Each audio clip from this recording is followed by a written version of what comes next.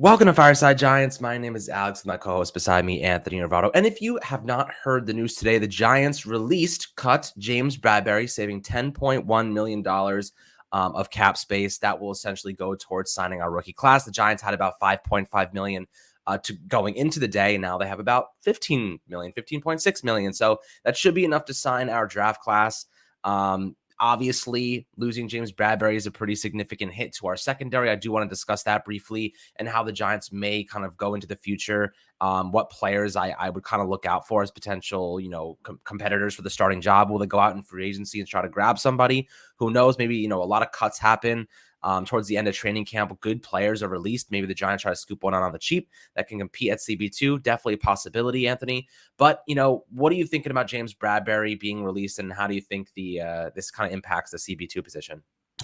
Yeah, I mean, this is a huge loss for the Giants, but it was an expected loss, and it's a necessary loss, right? The Giants had to release James Bradberry. They weren't able to find a trade partner. We all thought, maybe he'll get traded during the draft. Maybe they'll get a mid-round pick for him. Reportedly, there might have been a couple offers on the table, but James Bradberry wasn't able to come to a contract agreement with the other team, so he wasn't willing to take a pay cut. The Giants could not afford to keep him around on an extended deal or anything, so it was a necessary loss. They had to cut him in order to sign their rookies. And since it was $10.1 million and they've got a little bit of money to spend now, I feel like there's a good chance that they go onto the market, free agency, and they find some really cheap, veteran minimum contract cornerback to sign as well to kind of supplement this loss. But if not, they do have some young corners on their roster that can hopefully step up and be the replacement for James Bradberry. But it's going to be tough. The Giants secondary is extremely thin, especially at the corner position. So it'll be interesting to see just how Wink Martindale is able to cooperate with this defense and the players that he has on the roster. Yeah, look, I mean, James Bradberry, this was going to be his last season anyway. This is the third season of a 3-year deal he signed during Dave Gettleman's era. And the Giants are still paying him, thanks to good old Dave. We still have a void year to pay him $1.36 million to not be on the team. At least it's not as much as the $4 million in void money we have to pay Nate Solder this season because we love paying terrible players money at well beyond their years. Golden Tate, I think we're still paying him this year too. Like, it's insane how poor the previous management handled all the monetary and financial decisions. Hopefully, Joe Shane and Brian Dable and this front office can do a lot better in terms of not signing players who are going to screw you down the road and who are going to make you pay them after they're gone. Like, good contracts, players that are going to make an impact, and guys that you don't have to overspend all the time. That's why drafting is so important, and why Kayvon Thibodeaux gets me excited every time I hear about him. Pause. I've had a lot of pause moments. I don't know if you've been watching any of these souls, Anthony, but I had a gnarly pause moment yesterday. But I have to say, just hearing the name Kayvon Thibodeaux gets me super hyped, right? He just confirmed that he got number 5 from Graham Gano, so he probably had to pay a nice hefty price for that. But I will say, the name Kayvon Thibodeaux just makes me think of progress. Right? Do we know if he's going to be a great player? Absolutely not. Do we know he's tangibly phenomenal? Do we know he has a charismatic personality with leadership attributes? Yes, we do. This is a guy who has gotten some really good reviews from one Giants legend specifically, Anthony. But, when you're thinking about Kayvon Thibodeaux, like realizing out of nowhere, like every now and then I'm like, holy crap, like we actually got this guy. How exciting is it to know that we have him paired with Azeez Ojulari going into this season? It's incredibly exciting just because of the potential. As you mentioned, we don't know if Kayvon Thibodeaux is going to be good. There's a really good chance that he is, and that's why he was drafted with the 5th overall pick, but it's potential. The potential is there for Kayvon Thibodeaux to maybe be a perennial all-pro player, right? There's, every major draft website, whether you're talking about Pro Football Focus, the Draft Network, NFL.com even, they all see the potential in Kayvon Thibodeaux to be a perennial all-pro. Doesn't mean that's what he's going to be, but it means that's what he can be. And having a ceiling that high is really exciting. And the Giants, in recent years, they've taken some players in the first round of the draft, but I don't know if they've taken a player with the caliber of talent that Kayvon Thibodeaux has and the potential that Kayvon Thibodeaux has. Maybe when they took Saquon Barkley, yes, but that's different when you're talking about a running back versus an edge rusher. When you're talking about a perennial all-pro edge rusher, talking about one of the most valuable players in the NFL, and that's potentially what the Giants got there. So yes, it's progress, as you mentioned. I'm excited to see him wear number 5. It's a very unique number. It's going to look really cool, and I'm totally buying that jersey. I love Kayvon Thibodeaux and what he brings to the table for the Giants, pairing him alongside Azeez Ojulari, two really young and talented edge rushers. The Giants defense could get pretty scary in a couple of years. That it could. And I have to say, our edge rushers now, we've lacked edge rushers for such a long time. It's so nice to see we have 2 young guys on cost control contracts that both of them are either rookies or sophomores in the NFL. It's such a good situation to have. Hopefully, the coaches can really get the most out of them. But here's a little interesting thing that kind of, I guess, a good review for Kayvon Thibodeaux. As you know, Kayvon has one of the best first steps off the line of scrimmage for a pass rusher in this draft class. And who else, Anthony? Let me ask you a question. What other Giants legend had one of the quickest first steps of any player, any pass rusher in the league when he was in there? It was when he was in the NFL. What guy comes to mind for you? I mean, there's a few guys that come to mind. You think back to the defenses that won us some championships recently. There was guys like Justin Tuck, Jason Pierre-Paul, but the one name that stands out to me is Osi Umenyiora. He had one of the quickest first steps in the entire NFL, and he was a strip sack master. Yes, exactly. So when you're talking about OC Umenyiora, when you have a guy like that saying, I see a lot of myself in Kayvon Thibodeaux, it's probably a damn good thing.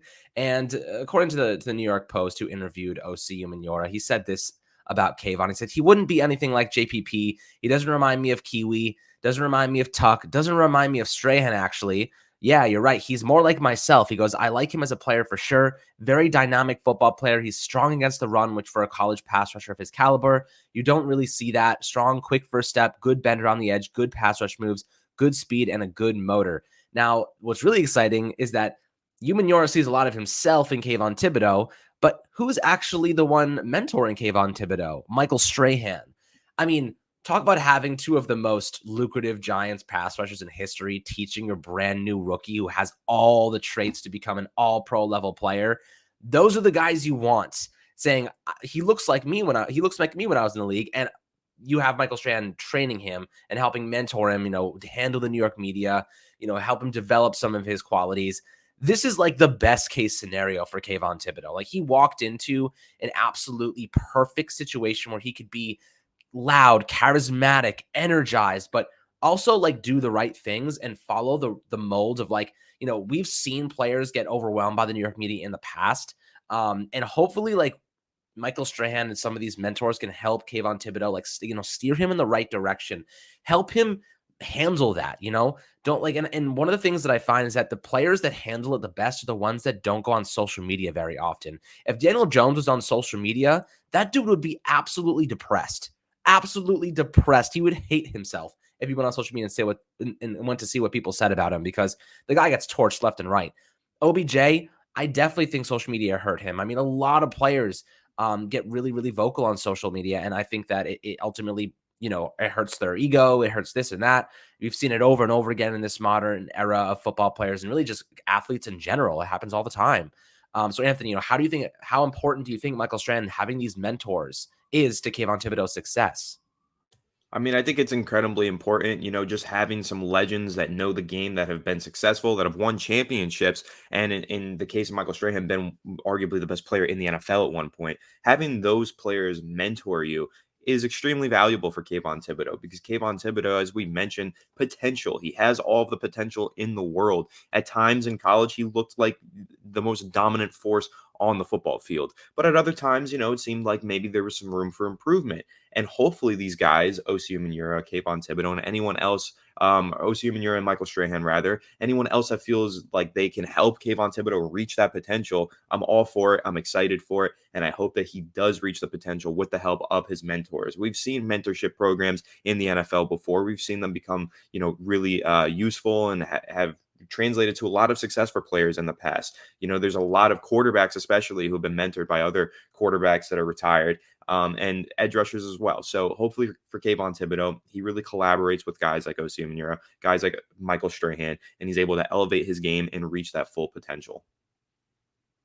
Yeah, you know what? There's something else I do want to throw out there. Like, when Joe Judge was our head coach, he tried to bring in a lot of those Giants greats, like Phil Simms. He brought in a couple of other guys to speak to the team and, try to mentor them and give them some historical kind of value, I guess, from the past. But at the end of the day, mentors aren't going to play the game for you. They're not going to do the work for you. They're just going to tell you the right things, how to handle situations, maybe give you a couple tips on terms of moves and stuff like that. But you have to go out and actually practice that. So I do want to see, as far as I can tell, Kayvon Thibodeaux, he's in the building. He's working hard. He's doing what he's got to do. He's enjoying the process. And I think that his positive energy has really done a good thing for this fan base, has really provided a lot to the other players as well. That positivity, I think, if he can maintain that, and even when he's struggling, is going to be huge. Now, I'm very curious to see what happens if he has a couple games where he doesn't get a sack, or he gets taken out of games, or he has bad performances. How does he react to the media? Is he going to put his head down and say, you know what, I just got to keep working? Or is he going to say something, I don't know, or maybe he'll blow up and say, like, like, whatever, blah, blah, blah, blah, it's not my fault, to blame other people. Like, that's where I think the interesting part of Kayvon Thibodeaux is going to come into play.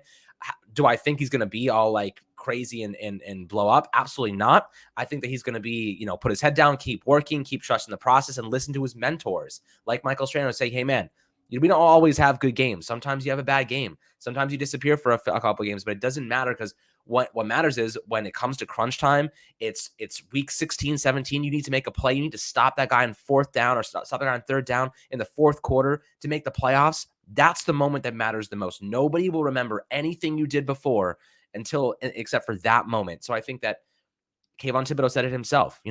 When the fourth quarter comes around, that's when he wants to turn on the lights. That's when he wants to show what he's capable of doing. So can he live up to those words? That's what we're going to find out, Anthony. But overall, really like to see Umenyiora comparing himself to Kayvon Thibodeaux, saying that he's got that first step, got that speed, got that bender on the edge. That's a huge plus in my eyes in terms of another star guy seeing a youngster and being like, that I see myself in him. That's a good sign, because he knows better than all of us. James Bradberry, cutting him definitely sucks. I would love to see Aaron Robinson get a chance to compete for the starting job, Anthony. I think that's there's a couple of guys, Joe Hayden, Norris Jenkins, Jack Rabbit's still out there. I doubt he's coming back, but there are some decent CBs out there that, could compete for CB2. I would not be surprised if the Giants went out and found one, but it's got to be for cheap. I doubt they go for a name that's going to cost them upwards of $4 or $5 million. They got to find someone in the $2 to $3 million range max.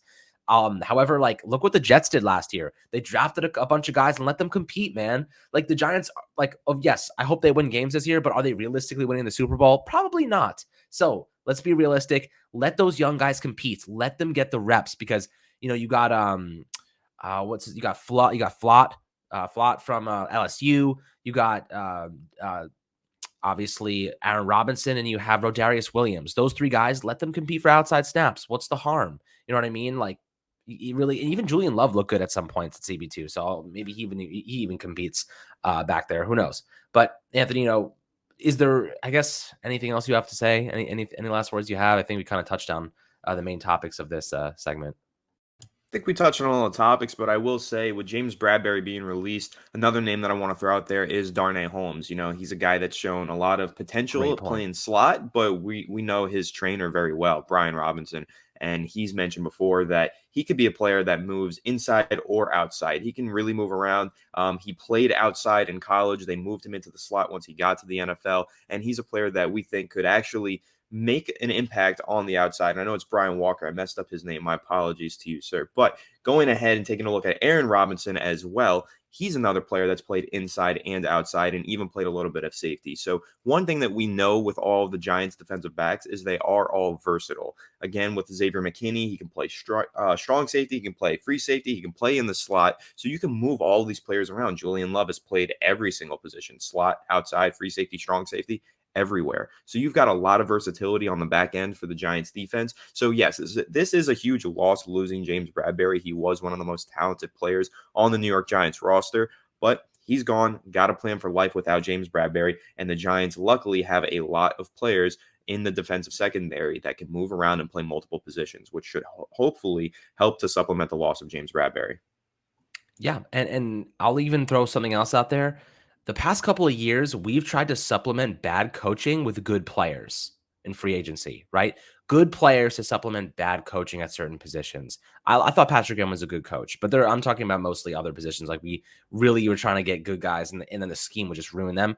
Let good coaching do its job. Let good coaching develop your young players. That is what we need to do. We cannot afford to continue to plug holes with money and throw money at positions when we don't have it yet. You know what I mean? Like, unless the Giants are going to go and sign a free agent and sign him to a 2-year deal and push most of that money to next season, they need to be very careful. They should just go and give Aaron Robinson a chance to start. He looked good at times last year. He was always in the mix. He was always around the ball. He allowed a couple of big catches downfield, but that just comes with experience, you know? Like, he just needs more reps and the good coaching. And I think that the Giants have the coaching staff to get it done now.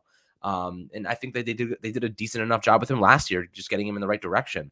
So, guys, I'd love to hear your thoughts on who should fill that CB2 role. Do you think we go and sign somebody, or Aaron Robinson, or Darius Williams? I'd love to hear your opinions, as always, below on the YouTube comments. But as always, make sure to like and subscribe. And we'll catch you guys on the next Fireside Giants episode.